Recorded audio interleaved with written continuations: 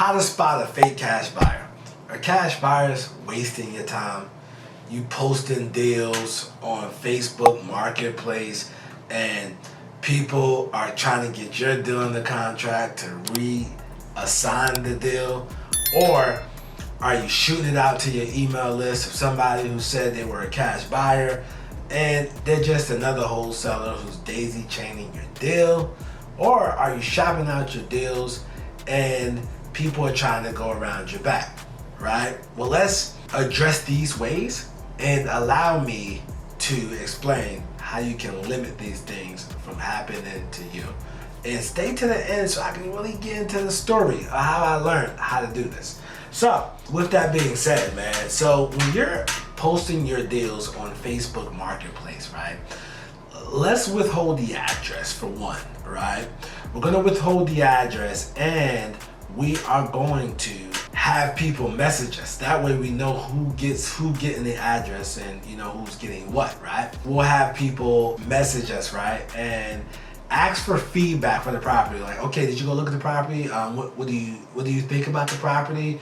Anything you want to know about the property? Ask questions, right? And be receptive to the feedback. A lot of people, they're not necessarily receptive to the feedback. Like, so right now in this market, a house that's worth $200,000, you're not going to be able to sell it for $160 on the wholesale market. I understand 9 months ago you were able to do that, but that's not going on right now. It's not a good deal. And the reason why that's not a good deal, because let's say that house needs $20,000 worth of work, right? Well, after your closing costs, your money costs are the costs it costs to hold that property. Most investors, they use some type of source of money that they have to pay for, okay? So they're paying for that money, right? So after that, the cost of money, the closing costs, your 6% realtor fees, and your 6% realtor fees on 200 is that's $12,000. Just off of 200, that's 12K, all right? So what that means is the buyer's agent gets 6, the seller's agent gets 6, okay? So they split that. So now what you have here is after all those fees are, you know, out the door, the investor is losing money. You know what I mean? So, especially with just that $20,000 in meat on the bone. And who wants to work 3 to 4 or 5 months for $1,000? Come on, man. That doesn't make sense. So people are getting smarter in the market. So which I need for you guys to do, right, is somebody say, hey, the deal is too high. Ask them, hey, what numbers do you need to be at? Okay? So let's circumvent what numbers do you need to be at, all right? And then you can go back to the seller and renegotiate. And the reason why I told you to leave off the address is because of you know who you give the address to, so you can narrow it down. If somebody tries to go behind your back or if somebody tried to daisy chain, you know who you gave the address to, right? Moving that along, your email list, sometimes majority of the times we do give out the address on the email list, right? Okay? Sometimes, majority of the time. Okay, so your email list, you pretty much can try to find out through the seller who's trying to go around your back. I work off an email list. It's more private and you have more success with it, right? Let's say you post a deal on Facebook or you post a deal and you send out a deal to your email list and somebody wants to buy it, right? Okay, they want to buy it, but you have to get the deposit. This is the most important thing. You have to get that non-refundable deposit, okay? So let's say today is the 19th, right? And you say, hey, this non-refundable deposit is due within 24 hours. It's $2,500. Is that okay? And they say, yeah, that's no problem.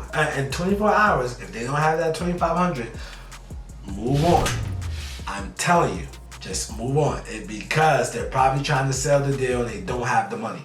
All right? And they're not serious, okay? So you have to put your money up to be serious. And this is how you're gonna weave out the guys who are not doing anything, right? Who are not gonna close and whose phone are gonna break on the closing day, who always have the excuses. This is how you just get rid of them. You wanna get rid of them. You don't wanna deal with those people because they will waste your time. And nobody cares about wasting your time as long as it's your time. Okay, so what you're gonna do, you're gonna make sure you get that non-refundable deposit within 24 hours, okay? Because that's going to determine if that person's serious or not. 98% of the deals the person put up that non-refundable deposit, they closed on it. I had maybe 2% of my deals, probably less than that, where they didn't close and they understood they had to forfeit the money. And so I would just, let's say they gave me $2,500, I would give that to the seller. Say, hey, listen, something came up. What if I gave you $2,500 and would you extend this contract by 14 days? Yeah, sure. Boom. And that's how I would do it, you know? So, because people will waste your time.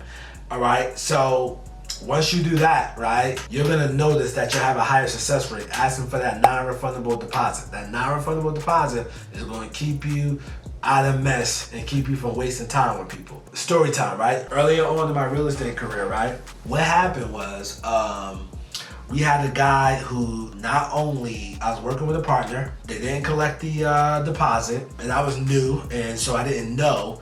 Not only did this person not close on the deal, they stole the deal from us. You wanna know why they felt so good about it? Is because they didn't have any skin in the game. So they took the deal from us and moved on, all right? If we would have got a deposit, that would have never happened. We had a discussion, me and my partner, and told them because my partner was handling the buyers and I was handling the sellers. So again, when you don't get a deposit, people get missing, people phone break, you know, when you don't collect that deposit. So please collect that deposit, man, because in real estate, always remember, buyers are liars, sellers are storytellers. Off that one thing that happened to me early on in the career, I learned from it because what we want to do in this business, we want to fail forward.